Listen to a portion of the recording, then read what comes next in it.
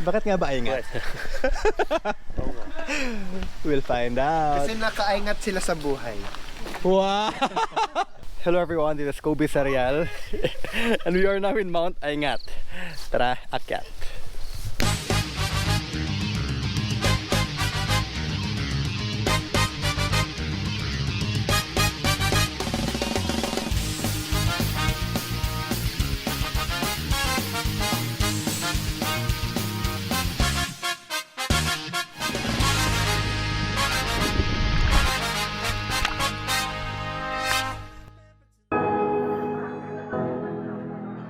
Mt.Ayngat, standing at 600 meters above sea level, is another one of those newly opened peaks in Tanay, Rizal. With the continuous opening of numerous outdoor destinations here in Rizal, it has unsurprisingly been a playground for hikers and outdoor enthusiasts coming from the metro. Located close to Mount Maynova, Cayabu, and Mount Batulusong, Mt.Ayngat offers amazing views of the Sierra Madre, an opportunity to experience the Sea of Clouds, and also offers a refreshing dip in its waterfalls. Did I mention one of the highlights? On the summit, there is a wooden teardrop structure with a vast mountain range as your backdrop, which is now deemed Instagrammable. After a 1.5-hour drive from Manila, we arrived at the jump-off point, presented our medical certificate, secured our guide, and finally, hike begins. Kaya din ako mag-ingat kasi yung pinakasamit niya medyo mabato, tatalas sa mga bato. Yun yung ibig sabihin ng ingat. Ingat! Ingat, medyo ingat sa mga... Hello everyone, so now we are hiking Mt.Ayngat. Tara, Akyat.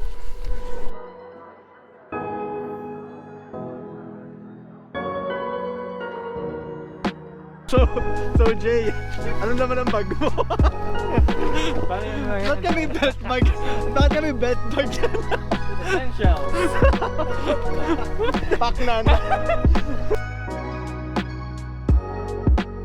Okay, first ascent. Alright. Medyo maputik. Mas madalas to actually pag hamog. Watch out sa mga bato. Yan ang madulas.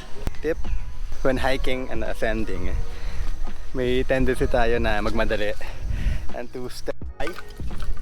Mabilis ka mapagod pag ganon. So best to hike slow, take small steps to conserve your energy. Dahan-dahan lang, makakarating din tayo. Whew! You are the sunshine. Pag umumbaon, early morning, fog, madulas sa mga bato, so avoid stepping on it. It's now 7 AM. We've been hiking for almost 35 minutes. And 35 minutes. And 1.43 kilometers. And the sun is out. Hindi pa ito nakakapagod, hindi pa ito nakakaupos. Hindi pa siya draining, but later on, Healthy pa to. oo, masarap pa itong araw na to. Vitamin D, baby! Actually, lagi akong pants pag nag-hike. Pero ngayon, Shorts ka. parang gusto kong i-try shorts ulit. Ayan, ang galing. Do not underestimate the mountain. So, kahit minor hike yan, Ako kalahati. Ikaw protect your legs, your arms. Kasi, actually, yung ganito pwede mong maging allergy, may allergic reaction ka eh. So, best to wear pants and bring arm sleeves. Summit of Mt.Ayngat behind us. Yun na yung lapit na. So foresty. Foresty it is. Before summit, may descent muna. Before the... Call it buelo. Oh, buelo. Before the final ascent to the summit. So may mga tricky part where you need to use your upper extremity, pero si Ram, no need. Kayang-kaya ng core. For this part, headed to the summit, may rope na sa mas technical. Pwedeng hindi, but for some it's really helpful. Yeah.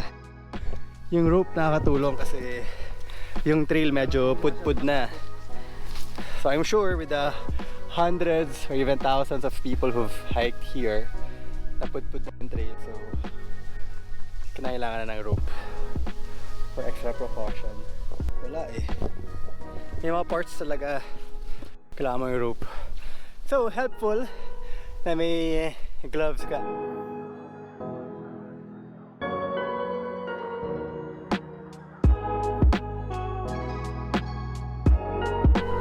And we are now at the summit of Mt.Ayngat. Ingat kayo dyan.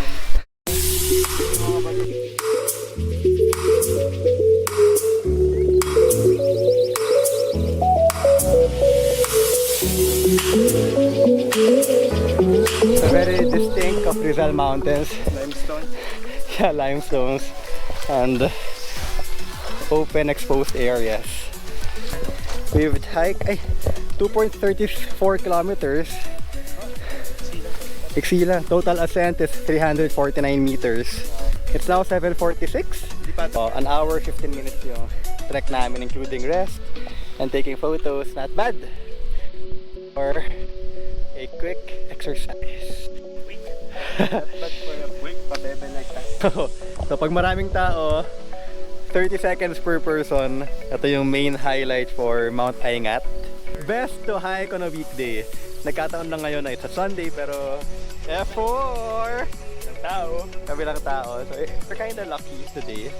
But on a normal day, usually nga maraming tao dito. I think pag minsan umabot na 100 na tao dito. So best to hike on a weekday talaga. For any mountain. At gutom na kami. So definitely before you hike this mountain, have breakfast or a sandwich before you do the hike. Kasi syempre, pwede ka talagang gutumin. It's now 8:30 AM. And then on the way down, we'll be passing by some waterfalls. Tatlo na yun. So it's more of a, you know, descending waterfall. Okay, cascading I mean. Kaya tignan natin yun.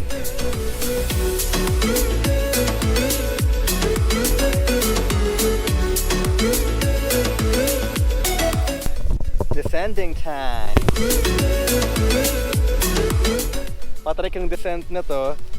Best to go sideways for more traction. Ganyan, no? O, tignan. Traction for what after?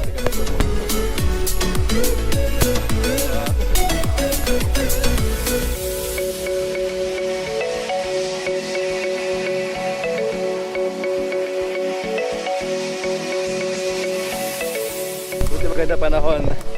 Kung umuulan, sobrang putik na to. Kailangan mo nang mag-slide. Ito ng puwet.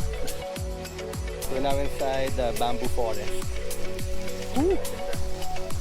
Ito yung mga fields mo na malapit na waterfalls. Tama ba? Oh, malapit na nga raw. Medyo naaamoy na natin eh. Oh, ano ba amoy ng waterfall? Sariwa. So, minor hike, pero may mga ganito. Yan, trail. Okay. Subukan natin ng one hand. Alam mo ang tricky dito, paminsan loose yung mga bato eh. Ingat.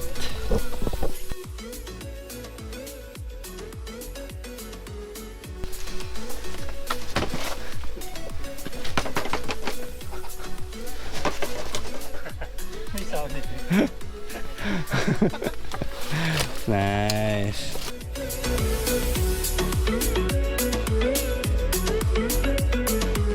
Show us your arms.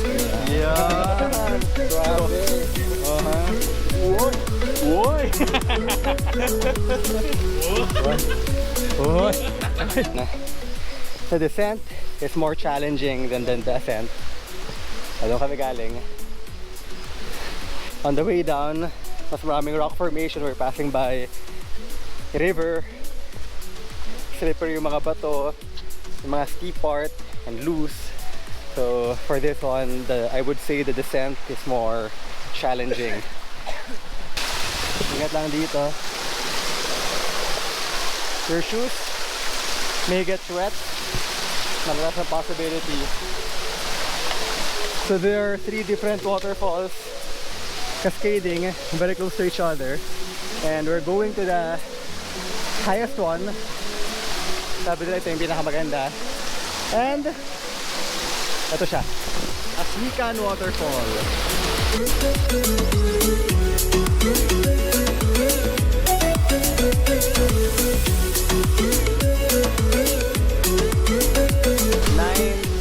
AM.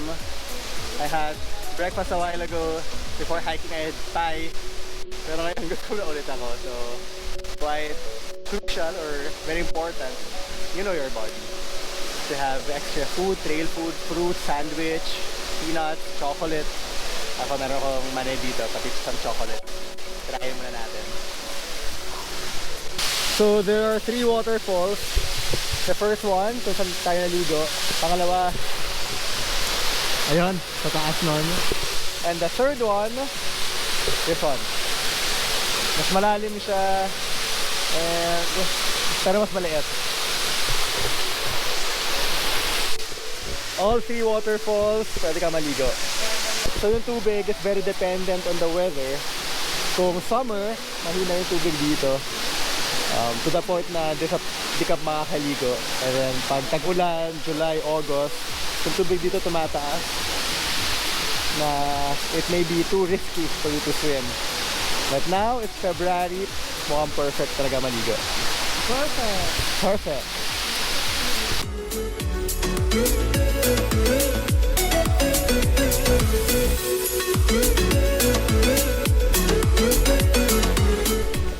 It's now 10:10 and we're at the end of the trail. So technically what we did is a circuit trail or rosary kung saan we hiked on a different trail and went down on a different trail. Pero very close to each other. Halos magkadikit na sila. Kaya circuit trail. So thank you for watching. This is Kobe Sarial para Akyat. Elevation gain natin 257 meters. Nice! Not bad. Itatry natin ang kalbo, semi-kalbo technology. Yan si Jay with the tinik-tinik ng bamboo. Try it out! Ang sakit. Uy, pero tanggal ha. Tanggal Tanggal. Pero masakit lang ha. Oh, effective. Check. Check. Pwede. Mamaya mangangatin si Kobe sa ulo. So pag mag-hike ka, titingin ka muna, sino mga semi-kalbo dito? Tapos talong ka. Alin yung talong? Ito dito. Kamatis yung... Alam niyo ba yung kanta ng talong? Alam niyo? Hindi. Kanta. Natatakot ako. Sabi daw nila, masarap daw ang talong. Sabi ko naman, depende sa talong. May talong-talongan, may tunay na talong. Ang gusto kong talong na very long.